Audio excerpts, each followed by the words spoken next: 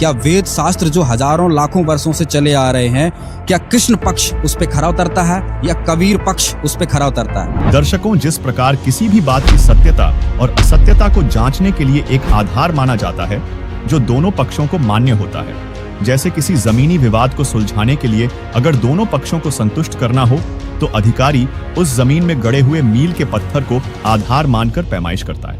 वो मील का पत्थर दोनों पक्षों को मान्य होता है। जब मील के पत्थर को आधार मानकर जमीन की पैमाइश होती है तो जमीनी विवाद सुलझ जाता है। ठीक इसी प्रकार आज हमारे सामने दो पक्ष है जिनमें इस बात को लेकर कि आध्यात्मिक बहस छिड़ी है कि पूर्ण परमात्मा कौन है, कबीर बड़ा है या कृष्ण बड़ा है। इस आध्यात्मिक विवाद को सुलझाने के लिए हमारे आधार यानी मील का पत्थर है सूक्ष्म वेद, पवित्र चारों वेद, पवित्र श्रीमद् भागवत गीता और पवित्र 18 पुराण। ये सभी शास्त्र दोनों पक्षों को मान्य है।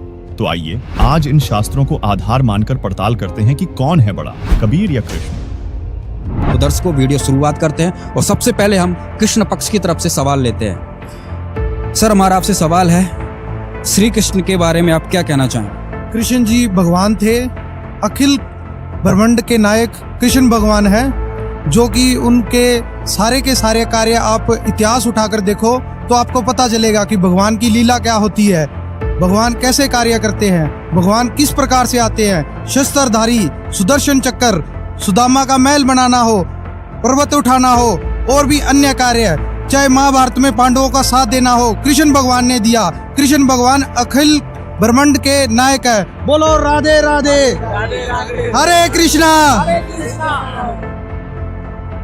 तो इन्होंने बताया कि भाई कृष्ण ही अखिल कोटि ब्रह्मांड के नायक हैं। अब हम कबीर पक्ष की तरफ चलते हैं और इनसे सवाल जानते हैं। जैसा कि कृष्ण के मानने वाले हैं, इन्होंने कहा कि कृष्ण जी ही पूर्ण परमात्मा है।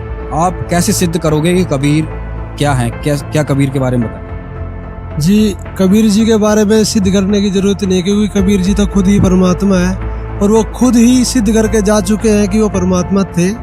आज से 600 साल पहले कबीर जी आए, उन्होंने ऐसी ऐसी लीलाएं की जिससे ये सिद्ध हो जाता है कि वो परमात्मा थे, हैं और रहेंगे। तो इनको हम वेद से, शास्त्रों से और कबीर सागर से ये सिद्ध करके दिखाएंगे अपने गुरुजी की दया से कि कबीर ही भगवान है और अनंत कोट ब्रह्मांड के मालिक वही है और वही अविनाशी है। वो ना कभी जन्मते हैं और ना कभी मरते हैं। दर्शकों, यहाँ पे अब दो सवाल खड़े हो चुके हैं। जैसा कि आपने सुना, कृष्ण को मानने वाले इन्होंने कह दिया कि कृष्ण पूर्ण परमात्मा है, कृष्ण ही अखिल कोटि ब्रह्मांड के नायक हैं। कबीर को मानने वाले इन्होंने कह दिया कि कबीर को बताने की जरूरत नहीं है क्योंकि वो ही पूर्ण परमात्मा है। अब यहाँ पे कैसे निष्कर्ष निकाला जाए, कैसे निर्णय लिया जाए?